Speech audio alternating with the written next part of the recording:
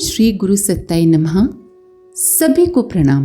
पिछले वीडियो में हमने सुना किसी भी व्यक्ति को सन्मार्ग पर चलाना कल्प वृक्ष के उद्यान में कल्प वृक्ष लगाने जैसा है, क्योंकि जब व्यक्ति श्रेष्ठ बनता है, महान बनता है, तो वो अपने साथ दूसरों को भी श्रेष्ठ बनाता है।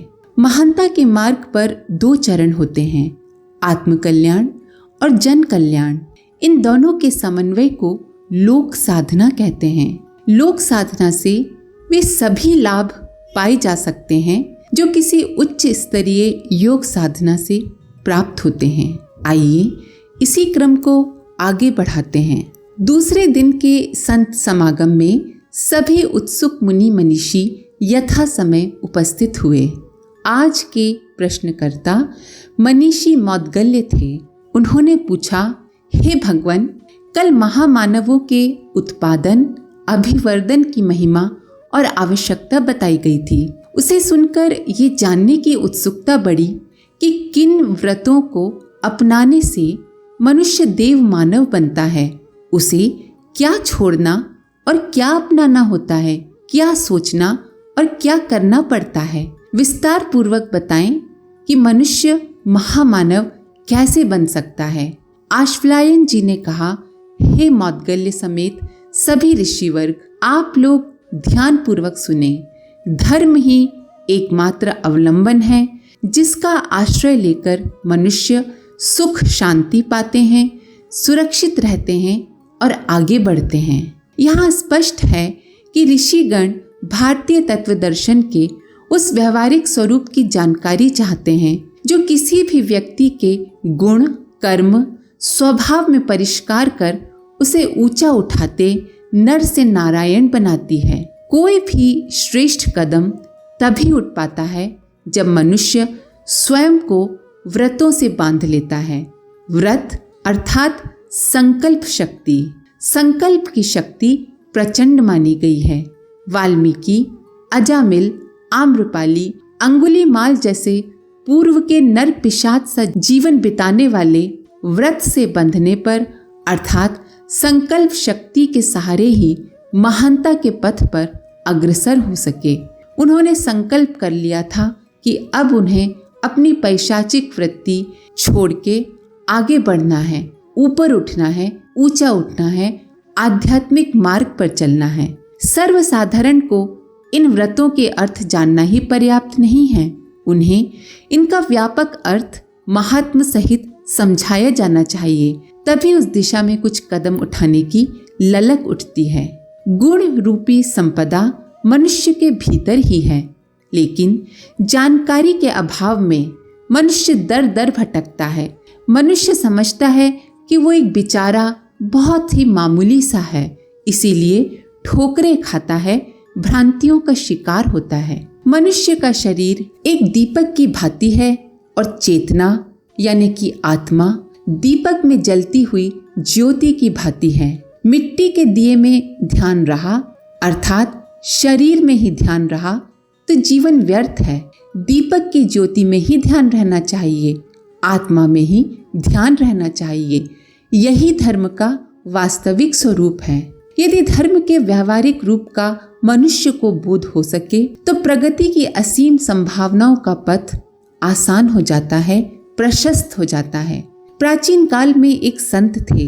धर्म श्रद्धा के कारण सदा प्रसन्न रहते थे, चेहरे से उल्लास टपकता रहता। चोरों ने समझा कि उनके पास कोई बड़ी दौलत है, अन्यथा हर घड़ी इतना प्रसन्न रहने का और क्या कारण हो सकता है। अवसर पाकर चोरों ने उनका अपहरण कर लिया, जंगल में ले गए और बोले, हमने सुना है कि आपके पास सुखदा मणि है, इसी से आप इतने प्रसन्न रहते हैं, उसे हमारे हवाले करो, अन्यथा जान की खैर नहीं। संत ने एक एक करके हर चोर को अलग अलग बुलाया और कहा, चोरों के डर से मैंने उसे जमीन में गाड़ दिया है। यहाँ से कुछ ही दूर पर एक स्थान है, अपनी खोपड़ी के नीचे चंद्रमा की छाया में खोदना, मिल जाएगी। संत पेड़ के नीचे सो गए। चोर अलग अलग दिशा में चले और जहां तहां खोदते फिरे। जरा सा ही खोद पाते कि छाया बदल जाती और उन्हें जहां तहां खुदाई करनी पड़ती। रात भर में सैकड़ों छोटे बड़े गड्ढे बन गए, पर मणि का कहीं पता न चला। चोर हताश होकर लौट आए और संत पर गलत बात कहने का आरोप लगाकर झगड़ने लगे। संत हंसे, बोले, मूर्खों, मेरे कथन का अर्थ समझो।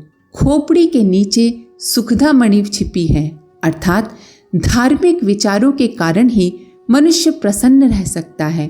तुम भी अपना दृष्टिकोण बदलो और प्रसन्न रहना सीखो। इस बोध की ही कमी है कि दृष्टिकोण बदलने से ही मनुष्य वस्तुतः प्रसन्न रह सकता है।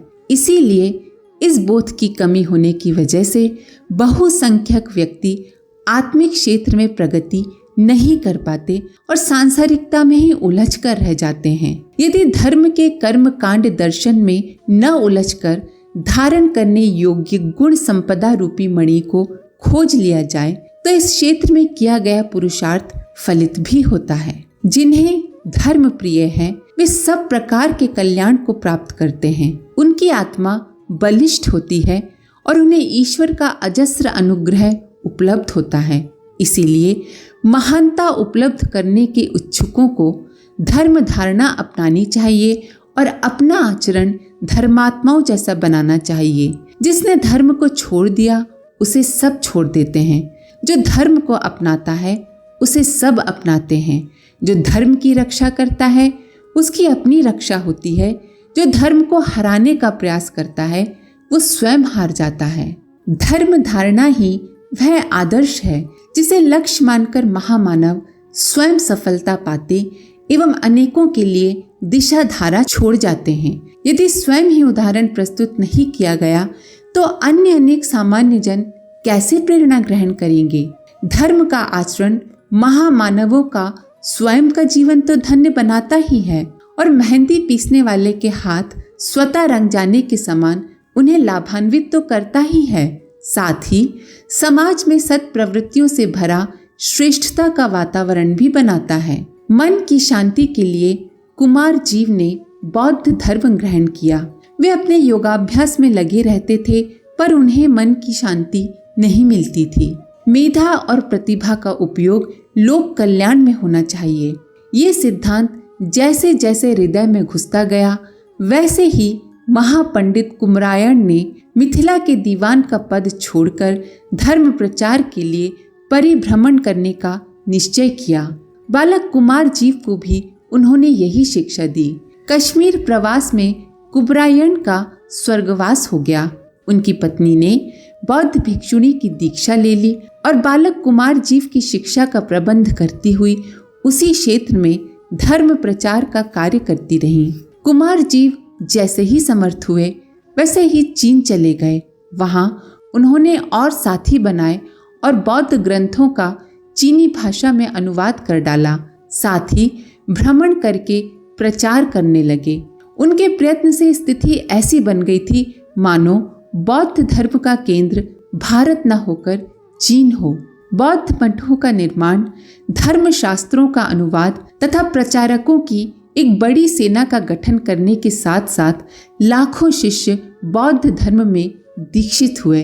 इस सफलता में प्रधानतया कुमार जीव की ही प्रमुख भूमिका थी। इस पुण्य कार्य से कुमार जीव स्वयं तो इतिहास में एक वंद्य पुरुष बन ही गए, अन्य सामान्य जनों के लिए एक प्रकाश स्तंभ के रूप में कीर्ति पा गए और लोगों को सही मार्ग पर चलने की एक शाश्वत दिशा धारा मिल गई। रावण का पतन हुआ और विभीषण का राज्याभिषेक। राजा विभीषण भगवान राम के समक्ष कर्तव्य पालन संबंधी निर्देश प्राप्त करने की जिज्ञासा से जा खड़े हुए।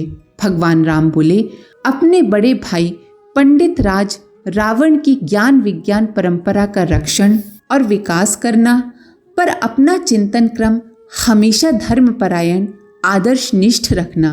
विभीषण ने जानना चाहा कि रावण से चिंतन के स्तर पर क्या भूले हुई, तो करुणानिधि बोले, उसने ऋषि परंपरा का व्यवस्थित चिंतन क्रम छोड़कर लोलुपों का अस्त व्यस्त क्रम अपनाया। इसीलिए अपने ज्ञान के ठोस लाभ समाज को न दे सका। संकीर्ण स्वार्थगत चिंतन ने उसे छोटे कर्मों में, हीन कर्मों में लगा दिया और दुर्गति करा दी। धर्म की रक्षा करने के स्थान पर उसने अनीति का, अधर्म का पोषण किया। यही उसके पतन का कारण बना। एक राजा जंगल में भटक गया, प्यास से व्याकुल होकर इधर उधर घूमने लगा। इसी बीच उसे एक झोपड़ी दिखाई दी। वो वहां पहुंचा। वहां एक बूढ़ा आदमी बैठा था। पास ही गन्ने का खेत था। राजा ने पानी मांगा। बूढ़े ने 2-4 गन्ने तोड़े, कोलों में उन्हें पेरा। गन्ने के रस से एक कटोरा भर गया। राजा ने वो पिया और उसका मन पुलकित हो गया। उसने बूढ़े से पूछा, क्या इस पर कर लग सकता है? बूढ़े ने कहा, नहीं, हमारा राजा बहुत दयालु है, वो भला हमसे क्या कर लेगा। राजा ने मन ही मन सोचा, ऐसी मीठी चीज पर अवश्य कर लगाना चाहिए। मन में संकल्प विकल्प उठने लगे। आखिर कर लगाने का निश्चय कर लिया। राजा ने चलते चलते बूढ़े से कहा, एक प्याला रस और पिला दो। बूढ़े ने फिर 2-4 गन्ने तोड़े, कोल्हू में पेरा, पर रस से कटोरा नहीं भरा। राजा अचंभे में पड़ गया। उसने पूछा, ये क्या? पहले तो गन्ने के रस से कटोरा भर गया था, अब नहीं भरा, ये क्यों? बूढ़ा दूरदर्शी था। बोला, लगता है मेरे राजा की नीयत बिगड़ गई, अन्यथा ऐसा नहीं होता। राजा मन ही मन पछताने लगा। जब राजा की नीयत का इतना असर होता है तो धर्माध्यक्षों, राजनेताओं, अधिकारियों एवं गणमान्य व्यक्तियों के आचरण का प्रभाव समाज पर नहीं पड़ता होगा क्या? ये सोचने की बात है। जैसे कि जब उच्च पदस्थ अधिकारियों को रिश्वत देना होता है तो सबसे निचले स्तर से रिश्वत लेने का काम शुरू होता है। अगर नेता और उच्च पदस्थ अधिकारी ईमानदारी से अपना काम करने लगे तो नीचे वालों को भी ईमानदारी से काम करने की प्रेरणा मिलेगी। वे भी ईमानदार बनेंगे और बेईमानी धीरे धीरे खत्म हो जाएगी। एक व्यक्ति के बेईमान होने से हर किसी पर प्रभाव पड़ता है। इसके आगे का अगले वीडियो में। आज के लिए इतना ही। अपने विचार कमेंट बॉक्स में जरूर लिखें। आप सभी का धन्यवाद। ओम शांति। हमारे YouTube चैनल को सब्सक्राइब करें और बेल आइकन को दबाकर ऑल पर क्लिक करें ताकि आने वाले सभी वीडियोस की नोटिफिकेशन आपको मिलती रहे।